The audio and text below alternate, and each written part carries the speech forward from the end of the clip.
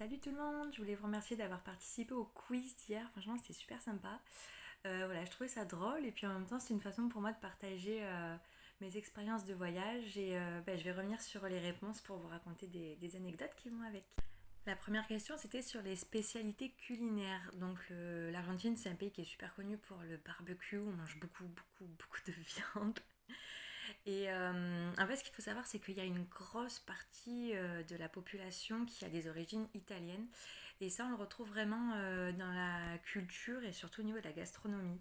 Donc dans les restos, c'est pas rare de voir des pizzas, des pâtes, des escalopes milanaises et les glaces. Donc grâce à ça, j'ai pris, je crois, presque 10 kilos dès le premier mois de voyage en Amérique, en Argentine. Et en fait, clairement, je pouvais pas m'empêcher de manger des glaces parce que là-bas, il y en a vraiment partout. Si vous avez l'occasion d'aller en Argentine, vous pourrez pas passer à côté des glaces. Et c'est drôle parce qu'il y en a plein qui m'ont répondu les jus de fruits, et en fait, pas du tout. C'est vraiment un pays où il y a pas il y a très peu de fruits et de légumes. On le voit comme un pays exotique, mais non, il y a très peu de fruits et du coup les jus de fruits c'est rare ou alors c'est très cher. Donc c'était beaucoup plus économique de me gaver de glace. Ensuite, il y avait la question sur la boisson favorite des Argentins.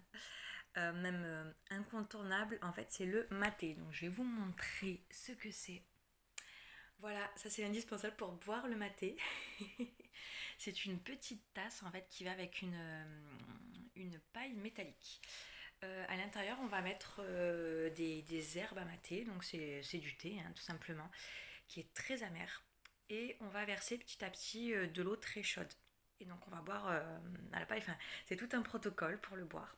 Euh, et ça, ce qui est intéressant, c'est que même si vous êtes 10 à boire du maté, vous n'allez pas avoir chacun votre tasse. Vous allez partager en fait la même tasse qui va tourner autour de tout le monde, toujours dans le même sens. Alors, je ne me rappelle plus exactement des mots qu'il faut dire ou quoi, mais c'est hyper réglé quoi, comme façon de boire. Et alors au début, c'est assez bizarre à boire parce que, comme je disais, c'est hyper amer. Et en plus, c'est brûlant et il faut vraiment le boire brûlant. Mais en tout cas, vous verrez toujours un Argentin, si vous en connaissez autour de vous, vous saurez, ils ont tous leur petite tasse de maté toujours avec eux. Il y a une autre façon de boire le maté que j'ai découvert en fait plus dans le nord du pays, là où il fait plus chaud, où c'est un climat plus tropical, donc vers ouais, plus proche de la frontière avec le Paraguay, même l'Uruguay. Ce qu'on appelle le tereré. En fait, c'est la même chose que le maté, comme ça. Mais en fait, on va boire ça avec du tang. Vous savez, c'est ces boissons ultra chimiques qui font jus de fruits.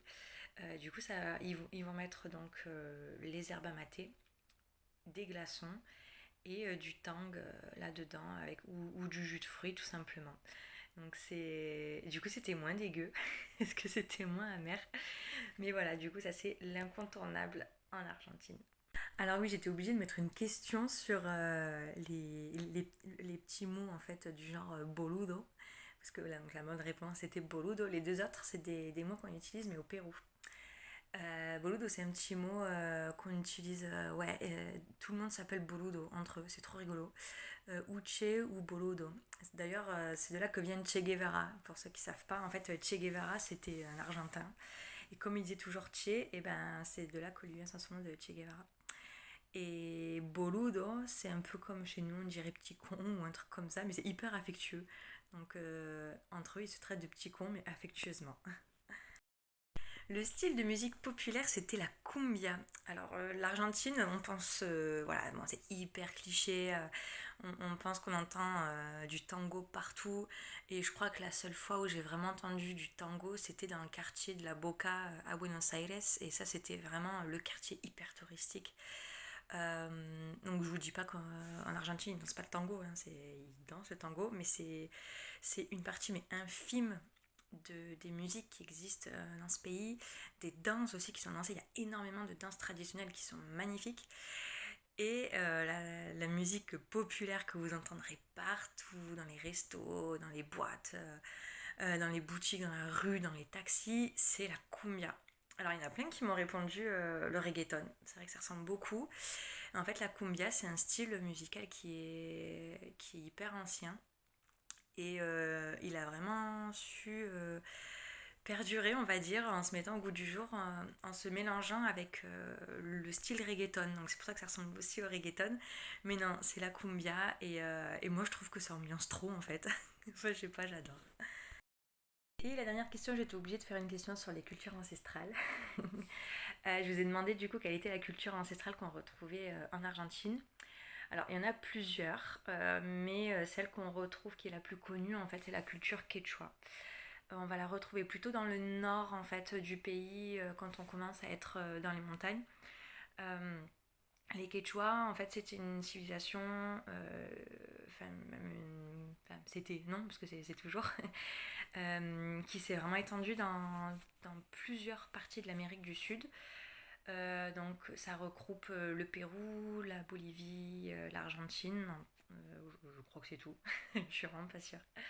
Mais en tout cas, ouais, c'est pour ça qu'on retrouve beaucoup en fait de textiles et de motifs qui se ressemblent autant entre le Pérou, la Bolivie et l'Argentine, parce que ça vient de la même culture, tout simplement. Donc là, la petite photo que je vous ai mise des textiles, elle a été prise en Argentine, mais ça aurait pu être dans d'autres pays.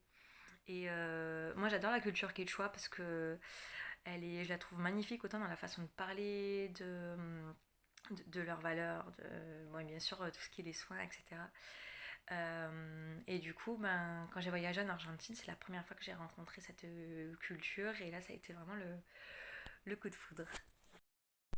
Bon, voilà, c'était une petite vidéo pour vous parler de ce que j'ai pu découvrir en Argentine.